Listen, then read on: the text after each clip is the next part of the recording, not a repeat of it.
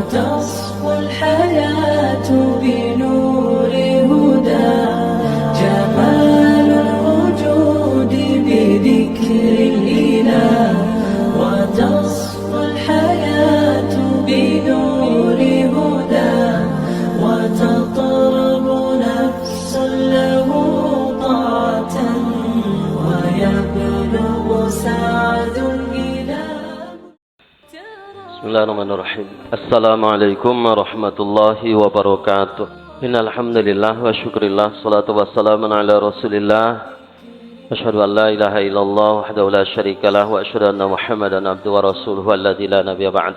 Qala Allah ta'ala fi kitabihil karim a'udzu billahi minasyaitonir rajim. Bismillahirrahmanirrahim. Syahrul Ramadan alladzi unzila fihi al-Qur'an hudan lin-nas wa bayyinatin minal huda wal furqan. Di bulan Ramadan diturunkan Al-Quran untuk menjadi petunjuk dan pembeda antara yang hak dengan yang batil, antara yang salah dengan yang benar. Dengan Al-Quran kita tahu siapa orang yang beriman, siapa yang tak beriman. Dengan Al-Quran kita tahu siapa orang-orang munafik. Dengan Al-Quran kita tahu bagaimana kehidupan ini, insyaAllah. Kemudian kata Allah, "Faman syahida minkum asyahra falyasum." Jika ada di antara kalian yang melihat bulan, maka berpuasalah. Ila akhir ayat. Shadaqallahul adzim. Bapak Ibu jamaah yang insyaallah dirahmati Allah Subhanahu wa taala, biasanya malam pertama ramai karena pengumuman pemerintah agak terlambat. Sebab di seluruh Indonesia Timur dan Tengah tidak ada yang menyaksikan bulan. Hanya satu di Aceh. Ya, dengan itu diputuskan besok jatuh 1 Ramadan. Walaupun di kalangan saudara-saudara kita Muhammadiyah jauh-jauh hari sudah menetapkan 1 Ramadan adalah besok hari tanggal 1 Maret. Tapi bagi kita mau tarawih malam ini mau tidak, memang niatnya mau sholat berjamaah ke masjid. Gitu Pak ya. Jadi tadi mau diputuskan besok atau lusa Ramadan, tetap saja kita mau memang berjamaah malam ini. Insyaallah. Nah, penentuan Ramadan tiap tahun memang begini. Mulai Indonesia merdeka. Dan itu dikomandani oleh Kementerian Agama, bukan presiden. Kenapa? Karena Indonesia bukan negara Islam. Kita ini nasional. Oleh karena itu, Kementerian Agama mengadopsi semua pendapat-pendapat ulama, baik dari Muhammadiyah, Persis, LDII, NU, Al-Wasliyah, semuanya. Walaupun memang dalam Islam dua penentuan ini adalah sama-sama kuat dalilnya. Ya, kalau Muhammadiyah berdasarkan Al-Quran Ar-Rahman ayat 5 bahwa perputaran seluruh galaksi, seluruh bintang-bintang yang diciptakan Allah ini ada masa. Kemudian juga mereka tetapkan berdasarkan wujudul hilal, bahwa bulan sudah ada maka jatuh Ramadan. Dengan cara apa? Dengan ilmu falak, hisab. Sekarang sudah banyak amal ibadah kita melalui hisab. Contohnya sholat subuh tidak pernah muazin melihat fajar sidik dulu, kemerah-merahan di ufuk timur. Begitu lihat jam sekian, lewat sekian, masuk subuh, dia pun adzan. Padahal hadisnya, jika kalian sudah melihat fajar sidik kemerah-merahan di ufuk timur, masuklah dia sholat subuh. Mana ada orang melihat itu lagi. Zuhur juga begitu. Ketika matahari tergelincir, bayang-bayang ke ufuk barat, maka jatuhlah zuhur. Tapi tidak ada orang azan lihat matahari tergelincir atau tidak. Semua itu ilmu falak, hisab. Sudah tahu. Bahkan 2050 zuhur tanggal 1 Maret 2050 sudah bisa ditetapkan hari ini. Itulah hebatnya ilmu falak. Dan ada jadwal sholat abadi. Entah berapa puluh tahun itu, mulai saya lahir sudah tahu saya jadwal itu, sampai sekarang tak meleset. Tetap juga begitu jamnya. Masya Allah. Nah, ada juga metode yang disebutkan oleh Rasul Shallallahu Alaihi Wasallam, melihat bulan harus dengan melihat, memang melihat, bukan masalah ada atau tidak bulannya, kelihatan atau tidak.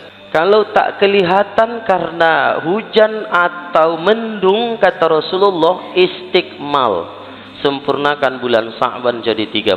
Pertanyaannya, sudah ada hilal atau enggak itu? Sudah. Cuman karena tertutup awan, istiqmal. Rasul juga yang bilang. Inilah yang dipertahankan oleh Nahdlatul Ulama khususnya sekarang ini. Bukan masalah ada nggak ada bulannya, masalahnya terlihat atau tidak. Jadi apa yang mau kita pertentangkan di sini? Yang yakin dengan Muhammadiyah silakan ikut. Yang yakin dengan NU silakan ikut. Tidak ada masalah sama kita. Alhamdulillah, ketepatan malam ini saudara kita di Aceh melihat, bukan sekedar wujudul hilal, tapi juga melihat. Sudah disumpah tadi. Kalau sudah disumpah 2 orang, sah dia. Itulah dasar pemerintah kenapa tadi agak molor waktu. Jadi Bapak Ibu jamaah yang dirahmati Allah Subhanahu wa taala, alhamdulillah malam ini sudah berlaku apa yang dikatakan Rasul sallallahu alaihi wasallam, "Man shama ramadhana imanan wa ihtisaban ghufira lahu ma taqaddama min dzambi." Atau hadis man qama ramadhan. Kalau tadi siapa yang puasa di siang hari di bulan Ramadan dengan iman dan ketakwaannya, Allah ampuni dosanya. Man qama Ramadan itu malam. Siapa yang menghidupkan malam-malam Ramadan? Apakah itu baca Quran, salat tarawih, salat witir, salat tahajud, dengan iman dan ketakwaan, Allah ampuni dosanya. Maka luar biasa Ramadan ini. Di hadis yang lain Rasulullah katakan kalau sudah datang Ramadan, pintu rahmat dibuka Allah, ampunan dibuka selebar-lebarnya, pintu neraka ditutup, syaitan dibelenggu. Itu masyhur hadisnya. Maka luar biasa Ramadan ini. Bahkan apa kata Rasulullah? Ada satu malam di dalamnya khairum min alfi syahri, lebih baik daripada 1000 bulan. Itulah Lailatul Qadar. Maka Ramadan adalah wasilah, sarana bagi umat Nabi Muhammad sallallahu alaihi wasallam mengimbangi umat-umat sebelum kita. Umat sebelum kita ini panjang-panjang umurnya, Pak. Nabi Nuh saja terkenal 900 tahun lebih berdakwah, walaupun cuma 80 pengikutnya. Wah, ini udah hebat ini kita, Pak. Enggak pada sampai ratusan tahun kita udah rame masjid kita nih. Nabi Nuh 900 tahun, 80 orang pengikutnya. Bayangkan 900 tahun mereka hidup dan 900 tahun mereka beribadah kepada Allah. Bagaimana mungkin kita bisa lebih mulia dari mereka? Tapi Allah Subhanahu wa taala Maha Adil, diberikan kepada umat Nabi Muhammad Ramadan, di dalamnya ada lebih baik dari 1000 bulan atau setara 83 tahun lebih. Kalau kita beramal di Lailatul Qadar itu 83 tahun kita beribadah, dianggap Allah sudah 83 tahun. Entah sampai umur Bapak Ibu tak tahu. Tapi aku tengok wajah-wajah ibu-ibu ini nggak sampai 80 nih. Lewat semua. Kalau 60 tahun, karena umatku kata Rasul sallallahu alaihi wasallam tidak jauh dari umurku. 63, 65, dia kepala 6 itulah. Potong masa anak-anak sampai balik 12 tahun atau 13 tahun. Paling cuma 50 tahun kita beribadah di bumi ini. Gimana mungkin kita bisa mulia? Dari 50 tahun itu berarti 50 kali dapat Ramadan. Kira-kira gitu ya, Pak? Nggak usah semualah 50 itu. 10 tahun, tiap tahun kita dapat Lailatul Qadar. Tiap tahun berarti 10 kali kita dapat Lailatul Qadar. Kalau sekali Lailatul Qadar dapat kita 83 tahun beribadah, kali 10 berapa? 830 tahun kita beribadah kepada Allah. Masya Allah, imbang dong dengan Nabi Nuh. Maka luar biasa ini Ramadan ini. Kita isi ini dengan baik ini. Kita kejar, kita buru malam-malam Lailatul Qadar. Bukan hanya malam ganjil di 10 Ramadan terakhir, tapi mulai malam pertama Ramadan kita sudah serius memburu malam Lailatul Qadar. Tapi ingat ayah bunda, kata Rasul sallallahu alaihi wasallam, ada 4 golongan orang yang ketika datang Ramadan tak diampuni dosanya. Mau tiap malam dia tarawih, siang puasa, mau baca Quran dia tiap saat. Kalau dilakukannya salah satu dari 4 ini enggak diampuni dosanya. Siapa itu? Pertama, uququl walidain, jahat pada kedua orang tua, enggak diperdulikannya orang tua. Ya. Itulah kenapa tradisi sekarang di Indonesia khususnya, kalau mau Ramadan ziarah kubur dia. Nah, rata-rata kedua orang tuanya udah meninggal. Janganlah sampai orang tuamu kuburannya tak tahu kok sampai sekarang. Apalagi jangan sampai kuburan orang tua kita udah ditimpa orang, nggak tahu lagi di mana. Terlepas dari hukumnya apa ziarah kubur, yang jelas memang pernah dilarang Rasul, tapi belakangan diperintahkan Rasul Sallallahu Alaihi Wasallam. Sampai seorang anak muda berkata kepada Rasul, "Ya Rasulullah, apa seperti aku ini masih kau wajibkan berbuat baik kepada kedua orang tuaku?" Kata Rasulullah, "Apa masalahnya? Kedua orang tuaku telah tiada ya Rasulullah." Wajib. Dengan cara apa ya Rasul? Doakan dia, sambung silaturahimnya. Ingat, dalam surat Luqman Allah review jasa kedua orang tua kita, baru diperintahkan birrul walidain, berbuat baik kepada kedua orang tua. Apa kata Allah? Ibumu yang mengandungmu 9 bulan, menyusuimu 2 tahun. Kan itu, direview, diulang jasa orang tua. Ini Pak, kita ini semua kalau bukan gara-gara mak kita, mungkin makan pun tak tahu kita cara makan, cara berjalan tak tahu awak, bicara tak bisa awak kalau nggak ada emak. Betul nggak Bu?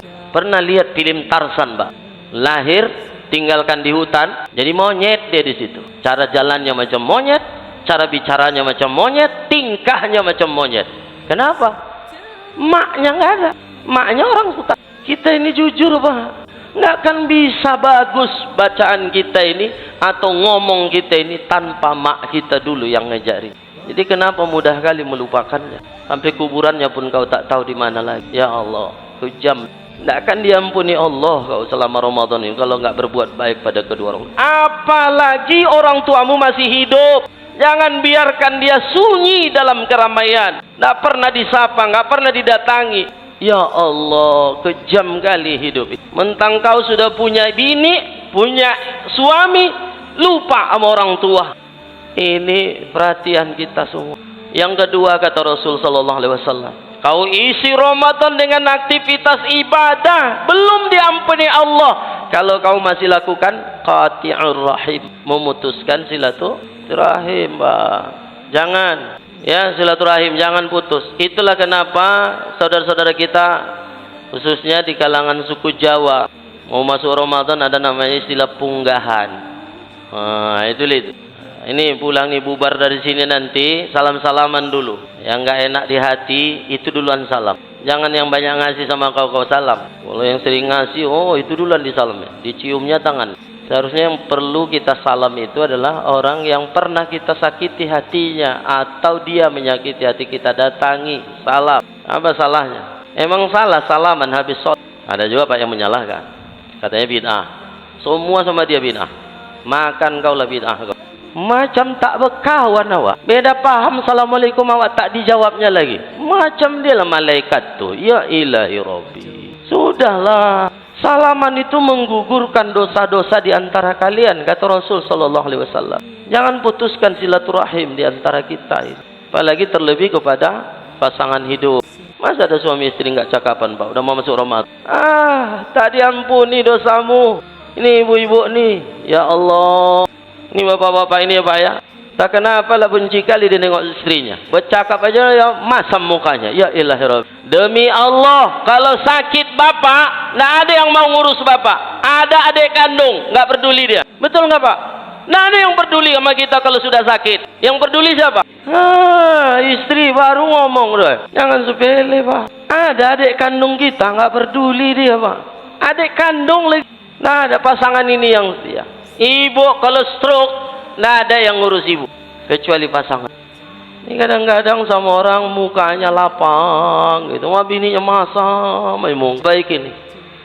Yang ketiga kata Rasul Sallallahu Alaihi Wasallam, tidak akan diampuni dosamu selama kau beraktivitas selama bulan Ramadan kalau masih ada dendam di hati. Nggak boleh dipelihara ini. Nggak usah dendam-dendam. Itu penyakit yang buat susah itu kita sendiri. Semakin dendam kita, makin banyak urat-urat saraf kita yang rusak. Makanya yang stroke ini yang banyak pikiran ini Pak. Mau tersinggung Bapak, tersinggung lah situ. Makanya jangan banyak pikiran, jangan benci orang, tenang aja, dewasa. Ini udah tua kadang-kadang nggak dewasa pikiran itu, masih ada dendam.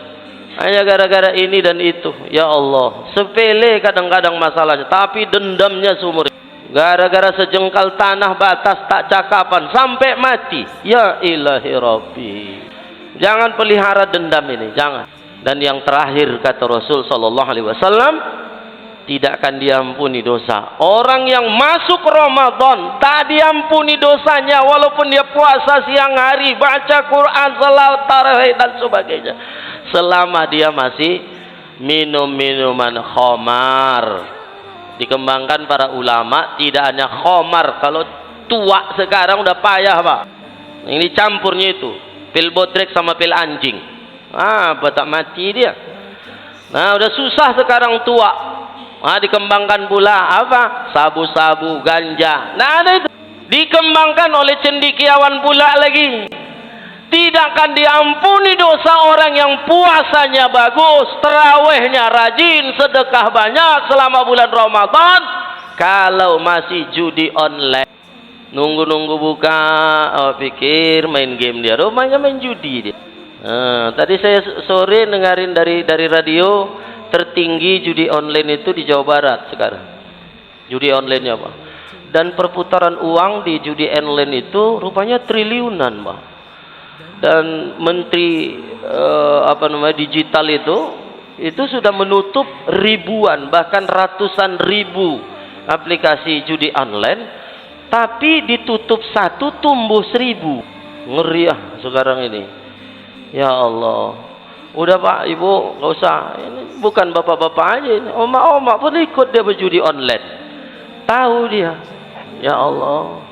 Nah ini nggak akan diampuni oleh Allah Subhanahu wa Ta'ala. Jadi ayah bunda, ayo kita isi malam Ramadan, isi siang hari, bersihkan dari 4 ini, ya 4 hal ini. Jangan akhirnya ampunan yang selalu kita harapkan dari Allah Subhanahu wa Ta'ala. Siapa sih yang tidak punya salah dosa kita ini Pak? Dan nggak ada orang yang mau berlama-lama dalam kubangan dosa dan kesalahan. Ya, pokoknya pikirin dirimu sendiri. Ya, jangan kita merasa bersih sendiri. Ya, jadi ini yang terus kita raih di bulan Ramadan ini, bulan ampunan Allah Subhanahu wa Ta'ala. Sebab tanpa ampunan Allah, hidup kita ini sia-sia Pak di hadapan Allah. Dikasih kesempatan. Ini yang sering saya sampaikan tiap tahun, saya ulang ini Bapak Ibu.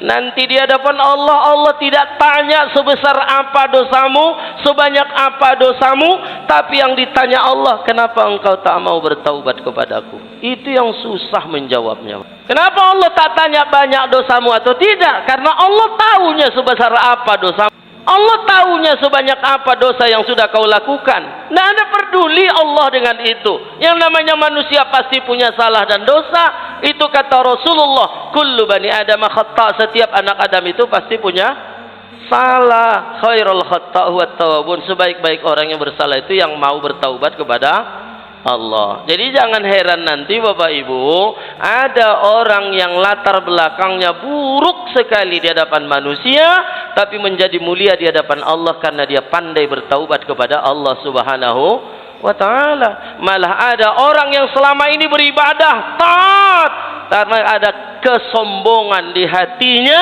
akhirnya dia yang masuk neraka. Sebab Allah tidak suka walau sebiji darah di hati itu ada kesombongan. Mudah-mudahan ada manfaatnya bagi kita. Billahi taufiq wal hidayah. Assalamualaikum warahmatullahi wabarakatuh.